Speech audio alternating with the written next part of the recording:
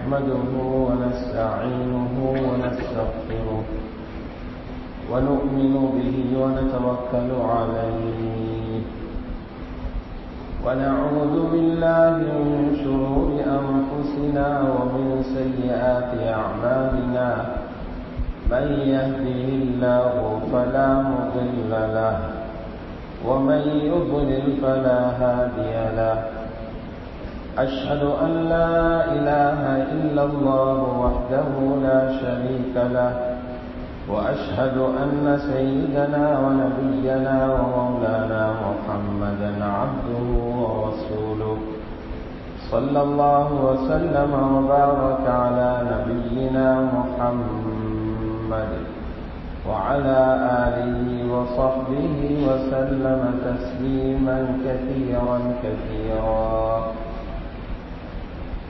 أما بعد فيقول الله تبارك وتعالى في محكمه التنزيل: أعوذ بالله من الشيطان الرجيم.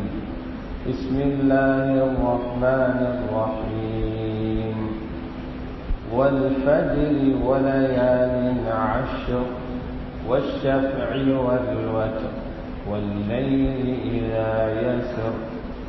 وقال الله تبارك وتعالى: ليشهدوا منافع لهم ويذكروا اسم الله في أيام معلومات على ما رزقهم من بهيمة الأنعام فكلوا منها وأطعموا البائس الفقير.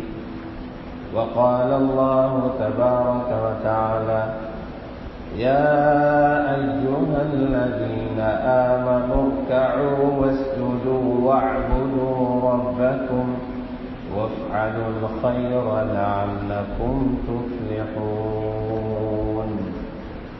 صدق الله العظيم. وقال رسول الله صلى الله عليه وسلم: ما من أيام العمل الصالح فيهن أحب إلى الله من هذه الأيام، يعني أشهر ذي الحجة. قالوا: ولا الجهاد في سبيل الله؟ قال: ولا الجهاد في سبيل الله إلا رجل خرج بنفسه وماله ثم لم يرجع بذلك من شيء، أو كما قال رسول الله صلى الله عليه وسلم. رواه مسلم. எல்லா புகழும் புகழ்ச்சியும் அகிலத்தை படைத்து பரிபாலிக்கும் ஏகவல்லோன் அல்லாஹ் ஜல்ல ஷானுஹுக்கு உரித்தாகும். ஸலவாத்தும் சலாமும் எமது உயிரை விட மேலான சய்யிதுனா முஹம்மது ஸல்லல்லாஹு அலைஹி வஸல்லம் அன்னவர்கள் மீதும் அவர்களது குடும்பத்தார்கள், பரிசுத்த மனைவிமார்கள், உத்தம சஹாபாக்கள், தாபிஊன்கள், தபௌ தாபிஈன்கள் மற்றும் எல்லா முஃமினான ஆண்கள் பெண்கள் அனைவர்கள் மீதும் என்றென்று உண்டாவதாக. கண்ணியத்துக்குரிய அல்லாஹுடைய நல்லடியார்களே, அல்லாஹு சுப்ஹானஹு வ தஆலாவினால் ஏவப்பட்ட ஏவல்களை எடுத்து நடக்குமாறும் அவனால் விலக்கப்பட்ட எல்லாவிதமான பாவங்களிலிருந்தும் விலகி தவிர்ந்து நடந்து கொள்ளுமாறும் தக்வாவை கொண்டு வசியத்தை செய்து கொள்கின்றேன். அல்லாஹுடைய நல்லடியார்களே, அல்லாஹு சுப்ஹானஹு வ தஆலா மனிதனை புனிதனாக மாற்றுவதற்காக நல்லொரு மனிதனாக மனிதனை உருவாக்கி அவனுடைய அன்பையும் திருப்தியையும் அவனுடைய இரக்கத்தையும் பெற்றவனாக மாற்றி விடுவதற்காக தேவையான எல்லா ஏற்பாடுகளையும் அல்லாஹ் அவனுடைய தீனினூடாக செய்து வைத்திருக்கிறான். ஆகவேதான் அந்த தீன் மனிதனை பொறுத்தவரையில் மிகவும் உயர்ந்ததாகவும் தேவையானதாகவும் இருக்கிறது. அப்படியான அந்த தீனுடைய ஒரு பகுதியாக காலங்களை வைத்து மனிதனை சிறப்புப்படுத்துகிறார். நேரங்களை வைத்தும் மனிதனை அல்லாஹ் சிறப்புப்படுத்துகிறார். சில காலங்களை விட சில காலங்கள் சிறந்தது, சில நேரங்களை விட மற்றும் சில நேரங்களை அல்லாஹ் சிறந்ததாக ஆக்கி வைத்திருக்கிறான். ஏன் சிறப்பாக்கி இருக்கிறான் என்றால், அந்த காலங்களை சரியாக விழிப்போடு இருந்து வீணாக்காமல் கவனம் கொடுத்திருந்து யாரு பயன்படுத்துகிறார்களோ அவர்களுக்கு மிகப்பெரிய வெகுமதியை கொடுப்பதற்காக. ஏன் நாங்கள் இந்த உலகத்திற்கு கடைசியாக வந்திருக்கின்ற உம்மத், இந்த உம்மத் கியாமத்திலே முதன்மையாக சுவர்க்கம் போக வேண்டிய உம்மத். அதற்கு காரணம் நபிமார்கள் ரசூல்மார்கள் அனைவர்களுக்கும் தலைவராக வந்த ஹஜ்ரத் முஹம்மது ஸல்லல்லாஹு அலைஹி வஸல்லம் அவர்களுடைய உம்மத்து என்பதனால், இது ரஹ்மத்து செய்யப்பட்ட உம்மத் என்பதனால் உலகத்துக்கு இறுதியாக வருகிறோம். ஆனால் மறுமையிலே முதலாக சுவர்க்கம் போகின்றோம். இந்த உம்மத் உலகத்துக்கு கடைசியானது, ஆனால் மறுமையில் முதன்மையாக சுவர்க்கம் போகக்கூடியது என்று ரசூலுல்லாஹி ஸல்லல்லாஹு அலைஹி வஸல்லம் அவர்களே சொல்லி இருக்கிறார்கள். அல்லாஹ்வுடைய நல்லடியார்களே, அதற்காக சில அமல்களை அறிமுகப்படுத்தி இருக்கிறார். அந்த அமல்களை யாரு கவனத்துடன் உள்ளத்தையும் பேணிக்கொண்டு நாவையும் பேணிக்கொண்டு தனது கல்விலே வரக்கூடிய எண்ணங்களையும் பேணிக்கொண்டு செய்கிறார்களோ அவர்களுக்கு கொடுக்கக்கூடிய கூலி அவனுடைய தரத்துக்குரிய கூலி அல்ல, அது அல்லாஹ்வுடைய இரக்கத்துக்குரிய கூலியாக கிடைக்கிறது. அல்லாஹ்வுடைய நல்லடியார்களே, எங்களுக்கு கூலி தருகின்ற முறையையும் முன்னால் வாழ்ந்த சமூகங்களுக்கு கூலி கொடுத்த முறைமையையும் ஹஜ்ரத் ரசூலுல்லாஹி ஸல்லல்லாஹு அலைஹி வஸல்லம் மிக அழகான ஒரு உதாரணத்திலே சொல்லி காட்டினார்கள். புகாரி ஷரீஃபிலே இடம்பெறுகிறது. அல்லாஹ்வுடைய ரசூல் ஸல்லல்லாஹு அலைஹி வஸல்லம் சொல்லுகிறார்கள், உங்களுக்கும் உங்களுக்கு முன்னால் வந்திருந்த யஹூதிகள் நஸாராக்களுக்கும் உதாரணம் எதை போன்றென்றால், ஒரு மனிதனுக்கு ஒரு வேலை இருக்கிறது. ஒரு நாளுடைய வேலை அவருடைய வீட்டிலேயோ கடையிலேயோ இருக்கிறது. அந்த வேலைக்காக ஒரு கூலிக்காரரை பிடிக்கிறார். அதற்கு ஒரு நாள் கூலியும் நியமிக்கப்படுகிறது. அந்த கூலிக்காரன் காலையில் இருந்து முகருடைய நேரம் வரைக்கும் வேலை செய்கிறான். அத்தோடு அவன் வேலையை முடித்துக் கொண்டு திரும்புகிறான். இப்பொழுது அந்த முதலாளி எஜமானன் அவருக்கு அரை நாளுடைய கூலி கொடுக்கிறார். ஏன் முழு நாள் வேலை செய்யல, அரை நாளுடைய கூலி கொடுக்கிறார். ஆனால் வேலை இன்னும் எஞ்சி இருக்கிறது. அதற்காக இன்னொரு கூலிக்காரரை அமர்த்துகிறார். அவர் துஹரில் இருந்து அசர் வரைக்கும் வேலை செய்துவிட்டு அசரோடு திரும்புகிறார். அவருக்கு ஒரு கால் நாளினுடைய கூலி கொடுக்கப்படுகிறது. இன்னும் வேலை எஞ்சி இருக்கிறது. மூன்றாவது ஒரு கூலிக்காரரை பிடிக்கிறார். அவர் அசரில் இருந்து மக்ரிப் வரை ஒரு குறுகிய நேரம் வேலை செய்கிறார். ஆனால் ஆச்சரியம் என்னவென்றால், மூன்றாவதாக வேலை செய்த கூலிக்காரருக்கு முழு நாளினுடைய சம்பளத்தை அந்த எஜமானர் கொடுக்கிறார். ரசூலுல்லாஹி ஸல்லல்லாஹு அலைஹி வஸல்லம் சொல்லி காட்டினார்கள், காலையிலிருந்து முகர் வரைக்கும் வேலை செய்தவர்களுக்கு உதாரணம் யஹூதிகள். அவர்கள் செய்த வேலைக்கு ஏற்ப அவர்களுடைய ஷரியத் உலகத்தில் இருக்கும் போது அவர்கள் செய்த அமலுக்குரிய கூலி அவர்களுக்கு கொடுக்கப்படுகிறது. முகரில் இருந்து அசர் வரைக்கும் இருந்தவர்களுக்கு உதாரணம் நஸாராக்கள். அவர்களுக்கு அவர்களுடைய ஷரியத் அமலில் இருந்த காலத்தில் செய்ததற்குரிய கூலி கொடுக்கப்படுகிறது. அசரில் இருந்து மக்ரிப் வரைக்கும் இருந்தவர்கள் தான் என்னுடைய உம்மத்தை போன்றவர்கள். அவர்கள் உலகத்தில் வாழ்வது குறைந்த காலம், செய்த அமல்கள் முன்னோர்களுடன் ஒப்பிடும் போது குறைந்தது. ஆனால் அவர்களுக்கு நிரப்பமான நன்மை கொடுக்கப்படுகிறது. நபி அலைஹிஸ்ஸலாத்து வஸ்ஸலாம் சொன்னார்கள், யூதர்களும் நஸாராக்களும் அல்லாஹ்விடத்திலே போய் வாதிடுவார்கள், என்ன அநியாயம் செய்திருக்கிறாய் என்று கேட்பார்கள். அல்லாஹ் கேட்பான், உங்களுக்கு நான் அநியாயம் செய்திருக்கிறேனா? இல்லவே இல்லை. நீங்கள் செய்த வேலைக்குரிய கூலி உங்களுக்கு தரப்பட்டிருக்கிறதா இல்லையா? அவர்கள் ஆமென்று சொல்வார்கள். உங்களுடைய வேலைக்குரிய அமலுக்குரிய கூலி தரப்பட்டிருக்கிறது. ஆனால் அவர்கள் சொல்வார்கள், அதல்ல பிரச்சனை, எங்களுக்கு பின்னால் வந்தவர்களிடம் கொஞ்சமான வேலை வாங்கிக் கொண்டு நிரப்பமான கூலி கொடுத்திருக்கிறாயே.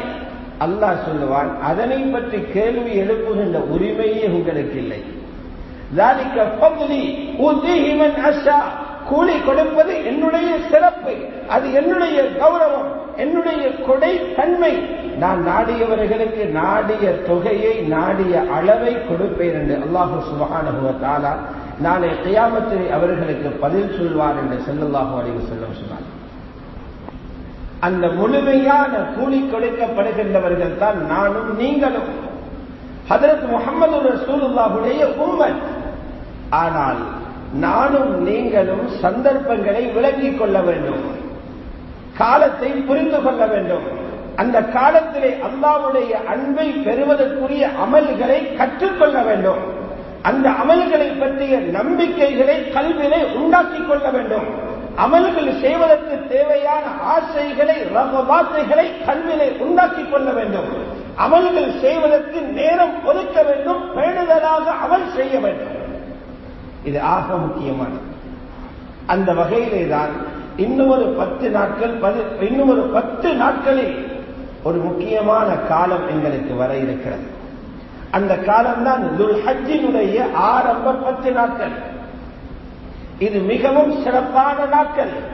இந்த நாட்களை பற்றி குர்ஆனிலும் பேசப்பட்டிருக்கிறது. அல்லாஹ்வுடைய ரசூல் ஹஜ்ரத் முஹம்மது ஸல்லல்லாஹு அலைஹி வஸல்லம் அவர்களும் பேசியிருக்கிறார்கள். முன்னோர்களான சஹாபாக்கள், தாபிஊன்கள், அந்த சிறந்த காலத்திலே வாழ்ந்த மக்கள் அந்த காலத்தை சிறப்பித்திருக்கிறார்கள், கௌரவித்திருக்கிறார்கள். குர்ஆன் இந்த காலத்தை பற்றி என்ன பேசுகிறது? சூரத்துல் ஃபஜ்ரிலே அல்லாஹ் குறிப்பிடுகின்றான், வல் ஃபஜ்ரி வலயாலின் அஷ்ர். ஃபஜ்ருடைய நேரம், காலை பொழுதின் மீது சத்தியமாக என்கிறான். அதோடு சேர்த்து சொல்கிறான் வலயாலின் அஷ்ர், 10 இரவுகள் மீதும் சத்தியமாக என்று சொல்கிறான். 10 இரவுகளை குறித்து சத்தியம் செய்கிறான். தஃப்சீர் கலை உலமாக்களின் ஏகோபித்த ஒரு முடிவு, அல்லாஹ் ஒரு வஸ்துவின் மீது அல்லது ஒரு காலத்தின் மீது சத்தியம் செய்தால் அந்த வஸ்து பரக்கத் செய்யப்பட்டதாக இருக்கும். வலயாலின் அஷ்ர், 10 இரவுகள் மீது சத்தியமாக. இந்த 10 இரவுகள் எது என்பதில் வித்தியாசமான பல கருத்துகள் தஃப்சீருடைய உலமாக்களிடத்தில் இருக்கிறது. அதிலே ரயீசுல் முஃபஸ்ஸிரீன் என்று சொல்லப்படுகின்ற ஹஜ்ரத் அப்துல்லாஹ் இப்னு அப்பாஸ் ரலியல்லாஹு அன்ஹுமா அவர்களுடைய தஃப்சீர் என்னவென்றால், இந்த 10 இரவுகளும் ஹஜ் பெருநாளைக்கு முன்னால் வருகின்ற அந்த துல் ஹிஜ்ஜாவினுடைய ஆரம்ப 10 இரவுகள்.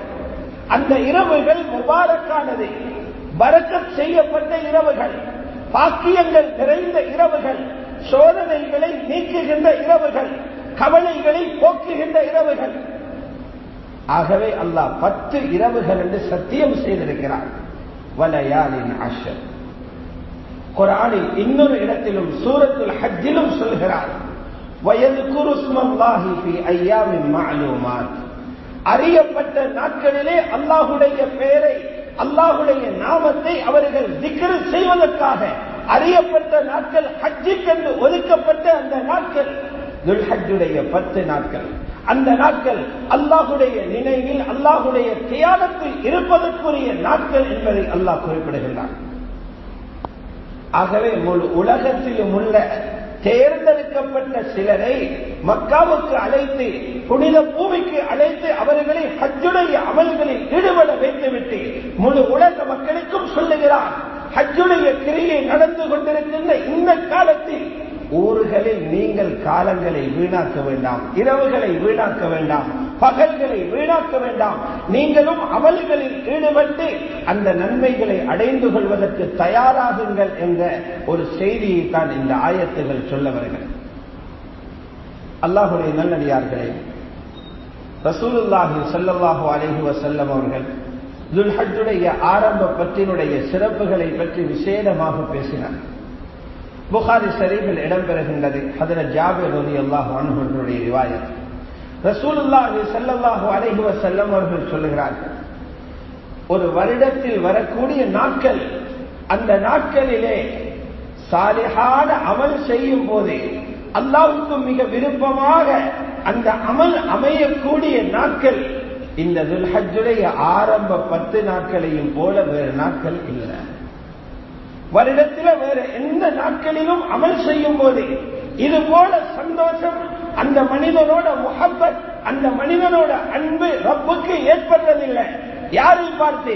துல் ஹஜ்ஜுடைய ஆரம்ப 10 அமல் செய்தவரை பார்த்து அல்லாஹுக்கு வருகிற முஹப்பத். துல் ஹஜ்ஜுடைய ஆரம்ப 10 நாட்களிலும் ஒரு மனிதர் இபாதத்தில் ஈடுபடுகிறார், அமல்களில் ஈடுபடுகிறார், நல்ல பணிகளில் ஈடுபடுகிறார், நற்காரியங்களில் ஈடுபடுகிறார்.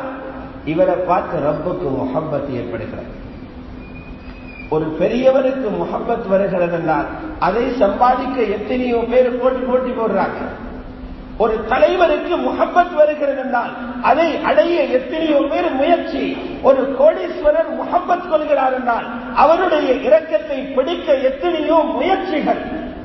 முழு கோடீஸ்வரர்கள், முழு மன்னர்கள், முழு அரசர்கள், முழு தலைவர்களையும் படைத்து பரிபாலிக்கும் ரப்புல் அர்பாப் அவருடைய அன்பு கிடைக்கிறது துல் ஹஜ்ஜுடைய ஆரம்ப 10 அமல் சென்றார். அப்போது இந்த ஹதீஸ் சொல்லப்படுகின்ற அந்த காலம் அதிகமாக யுத்தங்களுக்கு ஊக்குவிக்கப்படுகின்ற காலம். முஸ்லிம்களின் உயிர்கள் தற்பாதுகாப்பு அதற்குரிய ஏற்பாடுகள் செய்யப்படுகின்ற காலம். அதனால் யுத்தங்களை பற்றிய சிறப்புகளை ரசூலுல்லாஹி ஸல்லல்லாஹு அலைஹி வஸல்லம் அதிகமாக செய்து கொண்டிருப்பார்கள். சஹாபாக்களுக்கு ஆச்சரியம் வந்துருச்சு. அந்த பாதுகாப்புக்காக செய்யப்படுகின்ற யுத்தங்களை விடவும் இந்த துல் ஹஜ்ஜினுடைய ஆரம்ப 10 அமல் செய்வது சிறந்ததா? ஜிஹாதில் ஈடுபடுவதை விடவும் இது சிறந்ததா? ஒரு சஹாபி கேள்வி எழுப்பிட்டார், அல்லது சஹாபாக்கள் ஒரு கூட்டமே கேள்வி எழுப்பிட்டாங்க.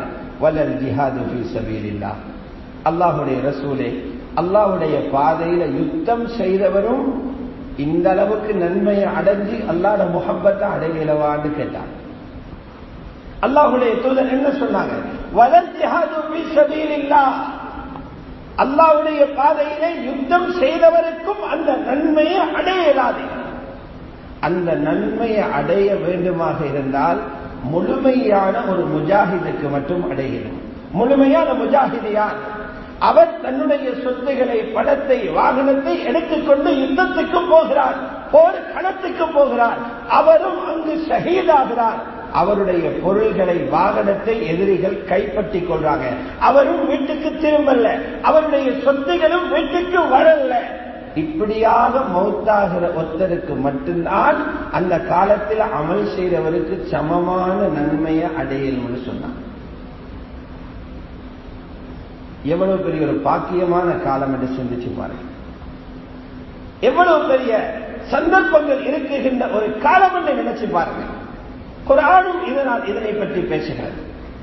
முன்னோர்களான நல்லவர்கள் இந்த காலத்தை பாதுகாத்தார்கள், கௌரவப்படுத்தினார்கள். அதனால் உலகத்தில் சந்தோஷமாக வாழ்ந்துட்டு போனாங்க. அவங்களுக்கு மனைவிமார்களுடையும் சந்தோஷம் இருந்தது. பிள்ளைகளையும் உலகம் போற்றும் பிள்ளைகளாக வாழ வைத்து விட்டு போனார்கள். இன்றைய காலத்தை போன்று கருவிகள் இல்லாத காலம், விஞ்ஞான வளர்ச்சி இல்லாத காலம், டெக்னாலஜி இல்லாத காலம். ஆனால் இந்த காலத்தை போன்று சீரழிந்த பிள்ளைகளை உலகத்தில் உருவாக்கிட்டு போகல. சமூகம் போற்றும், உலகம் போற்றும் சிறந்தவர்களை உருவாக்கிட்டு போனாங்க. ஏன்? இது போன்ற சந்தர்ப்பங்களை அந்த முன்னோர்கள் பார்த்துக் கொண்டதனால் அல்லாஹ்வுடைய இரக்கத்தை அடைந்து கொண்டார்கள். அல்லாஹ் அவர்களுக்கு வழிகாட்டினான், அவர்களுக்கு பரக்கத் செய்தான், பிள்ளைகளுக்கு பரக்கத் செய்தான், வீடுகளில் பரக்கத் செய்தான். நாங்கள் இந்த சந்தர்ப்பங்களை உலகத்தை காட்டி காட்டி, கடையை காட்டி, தொழிலை காட்டி, வீட்டை காட்டி, குடும்பத்தை காட்டியே நாள்களையும் நேரங்களையும் மண்ணாக்கி உலகமும் சீரானதில்லை, மறுமையும் சீரானதில்லை. அபு உஸ்மான் அன்-நஹ்தி ரஹ்மத்துல்லாஹி அலைஹி தாபிஈன்களில் மிக முக்கியமானவர். அந்த தாபிஈ சொல்றாரு, அவர் எத்தனை சஹாபாக்களை பார்த்திருப்பாரு. பல சஹாபாக்களிடமிருந்து ஹதீஸ்களை அறிவித்தவர், சஹாபாக்களுடைய பயான்களை கேட்டவர் அபு உஸ்மான் அன்-நஹ்தி.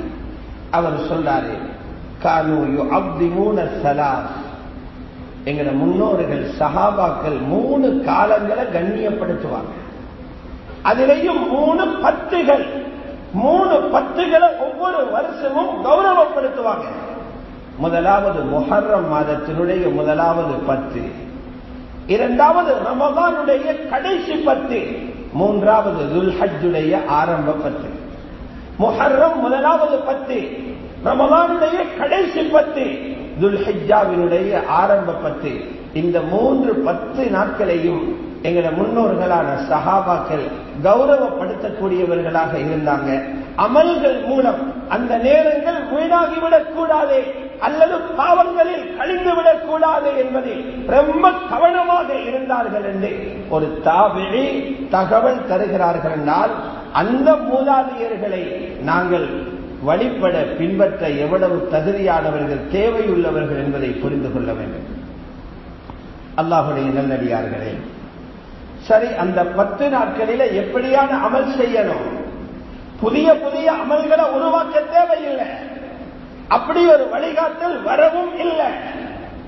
அல்லாஹுடைய தூதர் ஸல்லல்லாஹு அலைஹி வஸல்லம் வளமையாக செஞ்சு வந்த அமல்களை அக்காலத்தில் கவனத்தோடு செஞ்சாங்க சஹாபாக்கள்.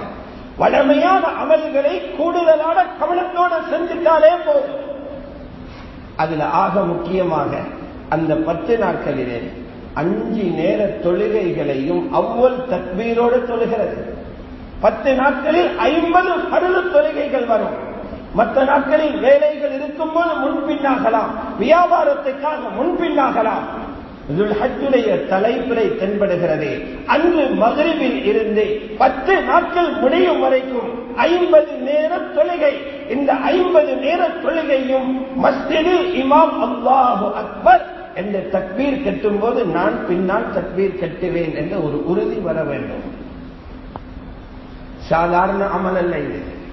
ஆனால் மஸ்ஜிதுக்கு வரும்போது வெறும் மஸ்ஜிதுக்கு வருகிறேன் என்று வராதீங்க, இன்னொரு எண்ணத்தையும் மனதில் கொண்டு வாங்க. பல லட்சங்கள் செலவழிச்சு எங்க நாட்டிலிருந்து 3000க்கு மேற்பட்டவங்க ஹஜ்ஜிக்கு போறாங்க.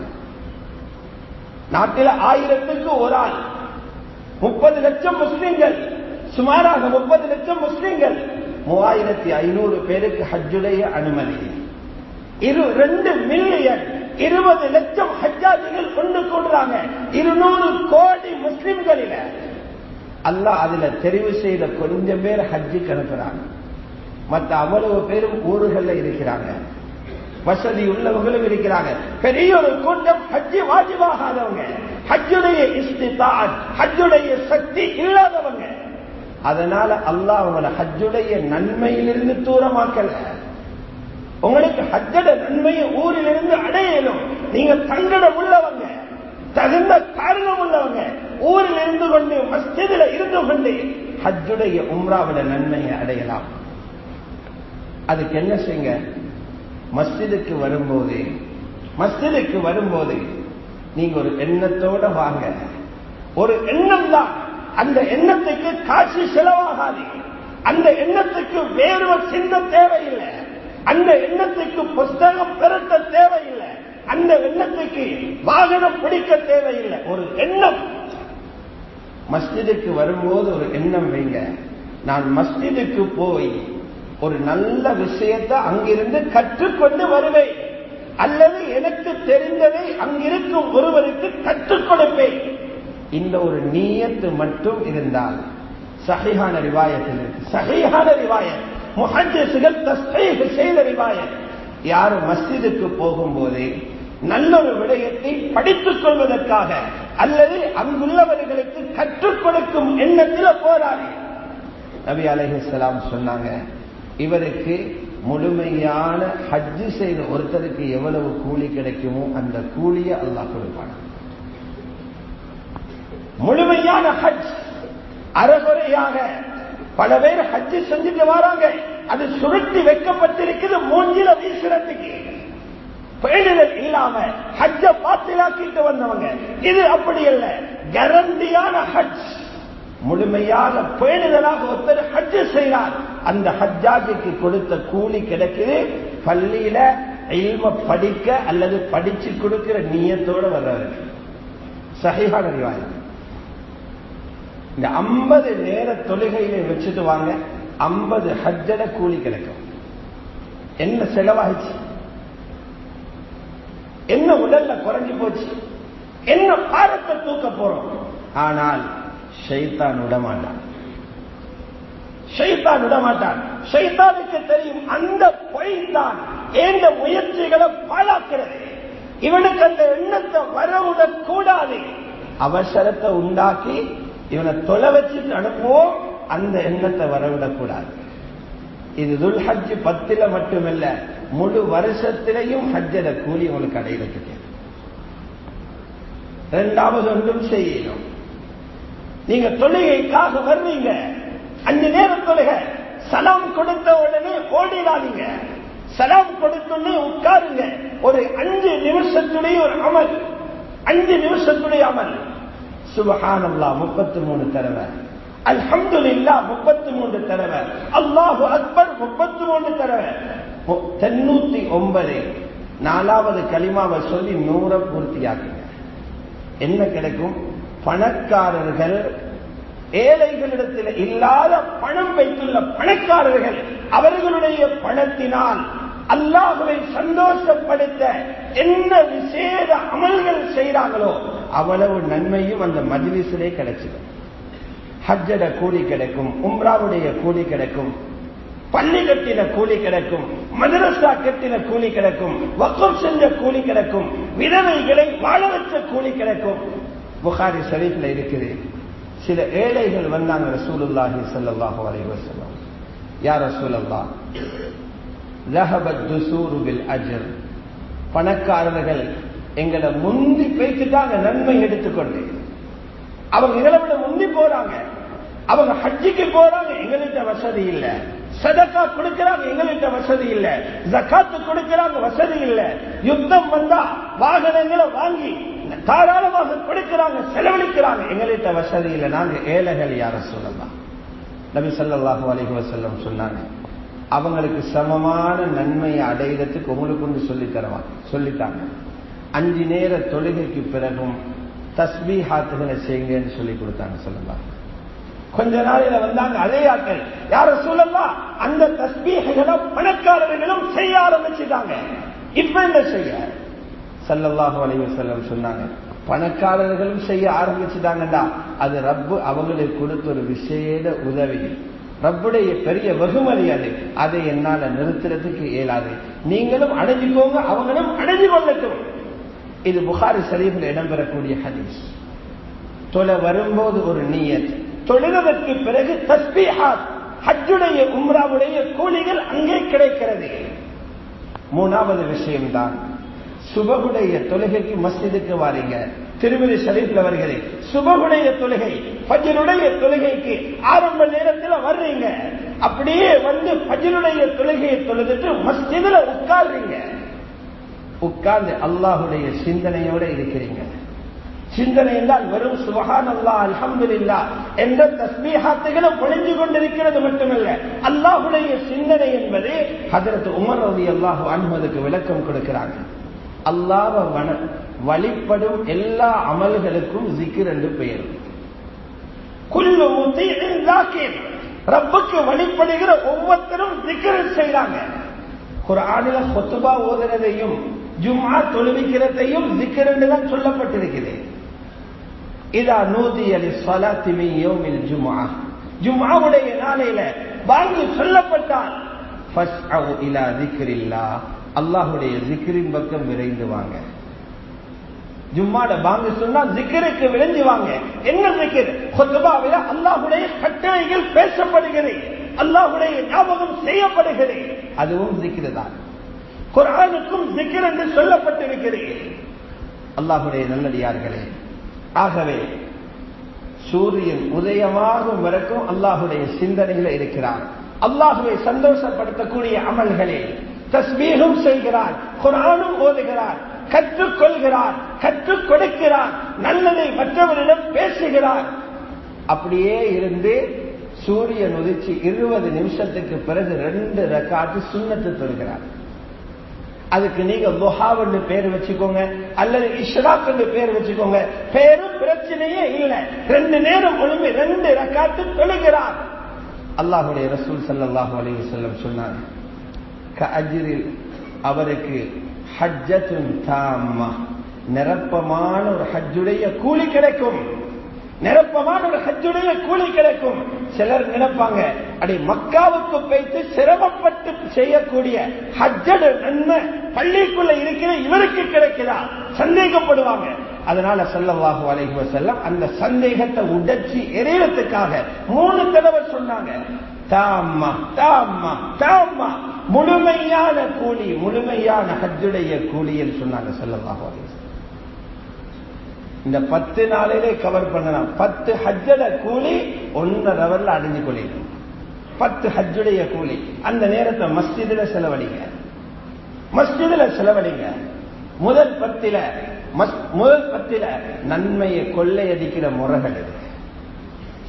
2வது அமல், இந்த நாட்களில் அதிகமாக அல்லாஹ்வை தஸ்பீஹ் செய்ய வேண்டும்.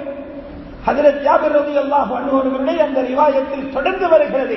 இந்த 10 நாளுடைய சிறப்பை சொல்லிவிட்டு ஸல்லல்லாஹு அலைஹி வஸல்லம் சொன்னார்கள், فَأَكْثِرُوا فِيهِنَّ مِنَ التَّسْبِيحِ وَالتَّكْبِيرِ وَالتَّحْمِيدِ.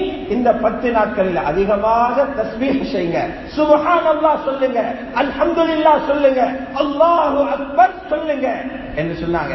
மேலும் சொன்னாங்க அல்லாஹ்வுடைய zikr-ல அதிகமாக ஈடுபடணும்னு சொன்னாங்க. குர்ஆனிலே வந்துச்சு, இந்த 10 நாட்களும் அல்லாஹ்வுடைய பெயரை நினைவு கூறுவதற்காக வந்துச்சு. உலமாக்கள் எழுதுறாங்க, ஜிக்ர்களில் ஆக சிறந்தது அல்லாஹ்வுடைய குர்ஆன்.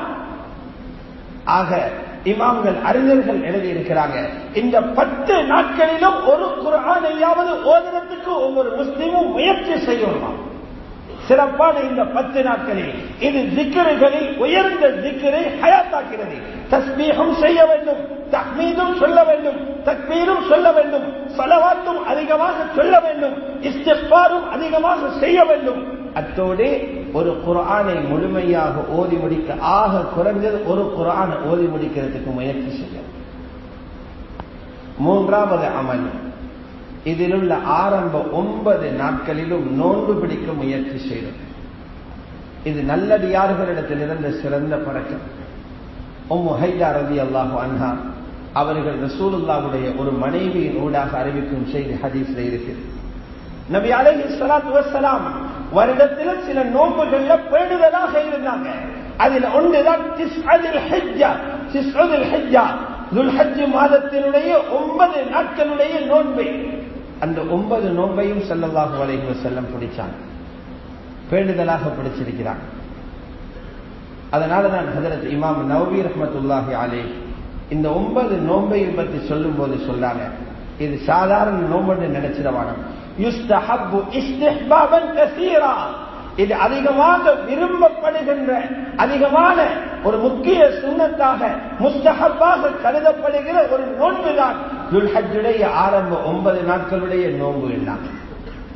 பெண்களை ஊக்குவிக்கலாம், வீட்டில் உள்ள பெண்களை ஆர்வப்படுத்தலாம், ஆண்களும் நோன்பு பிடிக்கலாம். 9 நோன்பு. நோன்புக்கு நன்மை வேற, நோன்பால கிடைக்கிய ஆரோக்கியம் இருக்குதே. பல பேரை டாக்டர்கிட்ட போகாம உட்கார வச்சிரு நோன்பு. அவ்வளவு ரப்புல் இஸ்ஸத் சிஹத்துடைய ஆரோக்கிய மருத்துவத்தை நோன்புல வச்சிருக்கிறார். பல உலமாக்கள் ஆய்வு செஞ்சு எழுதுறாங்க, ரசூலுல்லாஹ் ஸல்லல்லாஹு அலைஹி வஸல்லம் ஏன் திங்கள் வியாழன் விடாம நோன்பு பிடிச்சாங்க? ஒவ்வொரு மாதமும் வெள்ளையான நாட்கள் பிறை 13, 14, 15 ஐயாமுல் பீதில நோன்பு பிடிச்சாங்க. சில காலத்துல முழு ரஜப் மாதமும் நோன்பு பிடிச்சிருக்கிறாங்க. சில வருடங்களில் ஷஅபான்ல நோன்பு பிடிச்சிருக்கிறாங்க. ஏன் அப்படி நோன்பு? அல்லாஹ்வோட கட்டளை சந்தோஷப்படுத்துறது என்பது அது பெரிய ஒரு பக்கம். இன்னொரு பக்கம் உடலில் இருக்கக்கூடிய அந்த மேலதிகமாக உடலில் சேகரமாக கூடிய அந்த அமிலங்கள் அல்லது அந்த தேவையில்லாத பொருட்கள் அப்படியே நோம்பால கரைஞ்சு போய்த்திடும். அது உடலில் இருந்தா கேன்சர் போன்ற பயங்கரமான நோய்கள் பிற்காலத்தில் உண்டாக வாய்ப்பிருக்கிறது. வேறு பல நோய்கள் உருவாக வாய்ப்பிருக்கிறது. இந்த நோம்பினால் அல்லாஹ் சுப்ஹானஹு வ தஆலா அதை கரைச்சு அனுப்பினார். ஆரோக்கியத்தினுடைய பெரியோரு வழி நோன்பு. ஆகவே துல்ஹஜ்ஜினுடைய முதல் 9 நாட்களுடைய நோன்புக்கு முயற்சி செய்யுங்க. சரி, ஒருவருக்கு முடியல, குறைந்தபட்சம் 9வது நாளினுடைய நோன்பு மிகச் சிறப்பானது, சுன்னத்தானது. அரஃபாவுடைய நாளின் நோன்பு 2 வருஷங்களுடைய பாவங்களை அல்லாஹ் மன்னிக்கிறான். யார் அரஃபாவுடைய தினத்தில் நோன்பு பிடிக்கிறாங்களோ முந்தின ஒரு வருடத்தில பாவம், பிந்தின ஒரு வருடத்தினுடைய பாவம், 2 வருடங்களுடைய பாவங்களை ரப்பு மன்னிக்கிறான். அத்தோடு அதிகமாக சதகாக்கள் கொடுக்க வேண்டும், அதிகமாக தர்மம் செய்ய வேண்டும். ஊர்ல இருக்கக்கூடிய ஏழைகளை தேடி கொடுக்க வேண்டும். அதிலும் எங்கட இரத்த உறவுகள், வாப்பட வழியில் உள்ள குடும்பம், தாயுடைய வழியில் உள்ள குடும்பம், மனைவியின் பக்கத்தில் உள்ள குடும்பம், அதில் உள்ள கஷ்டமான ஏழைகளை தேடி அவர்களுக்கு உதவி செய்து அவர்களுடைய கண்ணீரை நீக்க வேண்டும், கண்ணீரை போக்குவதற்கு முயற்சி செய்ய வேண்டும். அத்தோடு ஊரில் நடக்கக்கூடிய நற்பணிகள், மஸ்ஜிதுடைய நற்பணிகள், மஸ்ஜிதை சூழ இருக்கக்கூடிய இடங்கள், அதற்கான செய்யப்படக்கூடிய நல்ல சேவைகளுக்காக இந்த காலங்களில் அதிகமாக செலவு செய்யப்பட்டால் அல்லாஹ்விடத்தில் மிகப்பெரிய பரக்கத்தையும் ரஹ்மத்தையும் அடைந்து கொள்வீர்கள். ஆகவே அல்லாஹ் சுப்ஹானஹு வ தஆலா அந்த வரக்கூடிய துல்ஹஜ்ஜுடைய 10 நாட்களையும் அவன் விரும்புகின்ற பிரகாரம் அந்த 10 நாட்களும் வீணாகி விடாமல் அதை ஒரு கனிமத்தாக கருதி அந்த நாட்களை அமல்கள் மூலம், இபாதத்துகள் மூலம் கழிப்பதற்கு அல்லாஹு தஆலா எங்கள் அனைவருக்கும் தௌஃபீக் செய்வானாக. யா அல்லாஹ் எங்களுடைய பாவங்களை மன்னித்தருள்வாயாக. பூரா உலகத்திலும் உள்ள முஸ்லிமான மூமினான ஆண்கள் பெண்கள் அத்துணை பேருடைய பாவங்களை மன்னித்தருள்வாயாக. எல்லா மனிதர்களுடைய கஷ்டங்களையும் போக்கி வைப்பாயாக. நோயாளிகளுக்கு ஆஃபியத்தை கொடுப்பாயாக. கொடிய நோய்கள் இருந்து அனைவர்களையும் பாதுகாத்தருள்வாயாக. ஹஜ்ஜாஜிகளுடைய பிரயாணங்களை பாதுகாப்பாகவும் லேசாகவும் அமைத்திருவாயாக. அவர்களுடைய ஹஜ்ஜுகளை மக்பூலான ஹஜ்ஜாக ஆக்கிக் கொள்வதற்கு நீ வழிகளை ஏற்படுத்தி கொடுப்பாயாக. அவர்கள் அனைவர்களுடைய ஹஜ்ஜுகளை கபூல் செய்வாயாக. அந்த ஹஜ்ஜுடைய பரக்கத்தை முழு உலகத்திலும் அடையக்கூடிய பாக்கியத்தை நீ தந்தருள்வாயாக. முழு முஸ்லிம்களும் அனுபவிக்கக்கூடிய அந்த சந்தர்ப்பத்தை ஏற்படுத்தி தந்தருள்வாயாக. ஆமீன். வ ஆகிரு தஅவானா அனில் ஹம்துலில்லாஹி ரப்பில் ஆலமீன்.